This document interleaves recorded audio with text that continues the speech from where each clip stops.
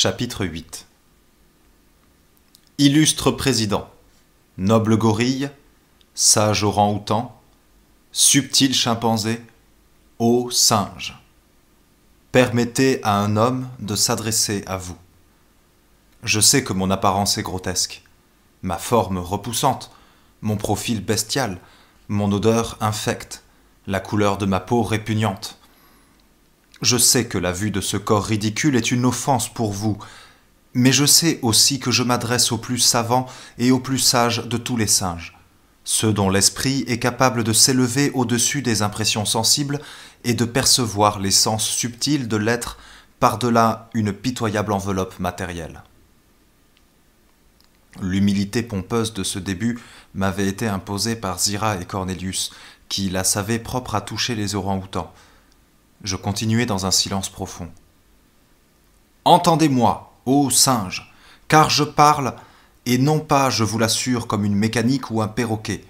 Je pense et je parle, et je comprends aussi bien ce que vous dites que ce que j'énonce moi-même. Tout à l'heure, si vos seigneuries daignent m'interroger, je me ferai un plaisir de répondre de mon mieux à leurs questions. Auparavant, je veux vous révéler cette vérité stupéfiante. Non seulement je suis une créature pensante, non seulement une âme habite paradoxalement ce corps humain, mais je viens d'une planète lointaine, de la Terre, de cette Terre où, par une fantaisie encore inexplicable de la nature, ce sont les hommes qui détiennent la sagesse et la raison.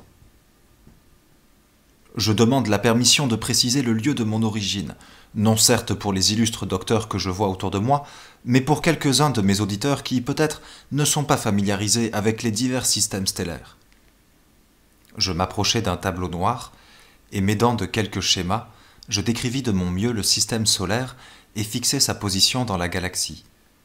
Mon exposé fut encore écouté dans un silence religieux, mais quand, mes croquis terminés, je frappai plusieurs fois mes mains l'une contre l'autre pour en faire tomber la poussière de craie, ce simple geste suscita un bruyant enthousiasme dans la foule des hauts gradins. Je continuai face publique. Donc, sur cette terre, c'est dans la race humaine que l'esprit s'incarna. C'est ainsi et je n'y peux rien. Tandis que les singes, et j'en suis bouleversé depuis que j'ai découvert votre monde, tandis que les singes sont restés à l'état sauvage. Ce sont les hommes qui ont évolué.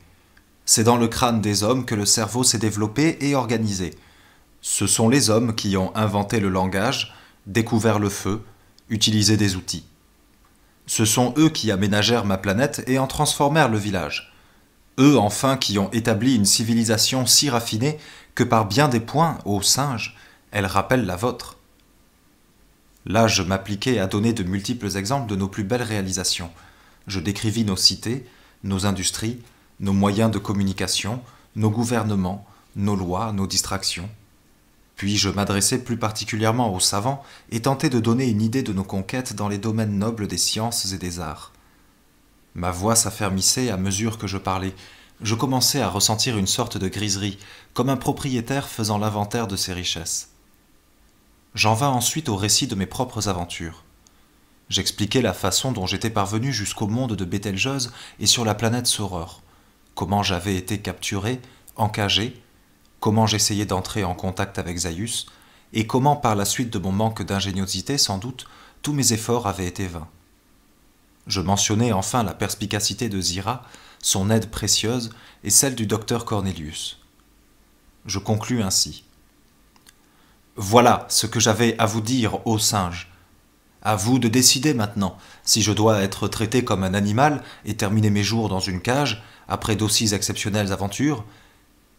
Il me reste à ajouter que je suis venu vers vous sans aucune intention hostile, animé seulement par l'esprit de découverte. Depuis que j'ai appris à vous connaître, vous m'êtes extraordinairement sympathique, et je vous admire de toute mon âme. Voici donc le plan que je suggère aux grands esprits de cette planète. Je puis certainement vous être utile par mes connaissances terrestres. De mon côté, j'ai appris plus de choses en quelques mois de cage chez vous que dans mon existence antérieure. Unissons nos efforts. Établissons des contacts avec la Terre, marchons, singes et hommes, la main dans la main, et aucune puissance, aucun secret du cosmos ne pourront nous résister. Je m'arrêtai, épuisé dans un silence absolu. Je me retournai machinalement vers la table du président, saisis un verre d'eau qui s'y trouvait et le vidai d'un trait. Comme le fait de me frotter les mains, ce simple geste produisit un effet énorme et donna le signal du tumulte. La salle se déchaîna d'un seul coup dans un enthousiasme qu'aucune plume ne saurait décrire. Je savais que j'avais gagné mon auditoire, mais je n'aurais pas cru possible qu'aucune assemblée au monde pût exploser avec un tel bruit. J'en restai abasourdi, avec tout juste assez de sang-froid pour observer une des raisons de ce fantastique vacarme. Les singes, naturellement exubérants, applaudissent de leurs 4 mains quand un spectacle leur plaît. J'avais ainsi autour de moi un tourbillon de créatures endiablées, en équilibre sur leurs fesses, et battant des 4 membres avec frénésie, à croire que la coupole allait s'écrouler. Cela au milieu de hurlements où dominait la voix basse des gorilles. Ce fut une de mes dernières visions de cette séance mémorable. Je me sentis chanceler. Je regardai avec inquiétude autour de moi. Zaius venait de quitter son siège d'un mouvement rageur pour se promener sur l'estrade, les mains derrière le dos, comme il le faisait devant ma cage. J'aperçus comme dans un rêve son fauteuil vide et m'y laissa tomber. Un nouveau torrent d'acclamations, que j'eus le temps de percevoir avant de m'évanouir, salua cette attitude.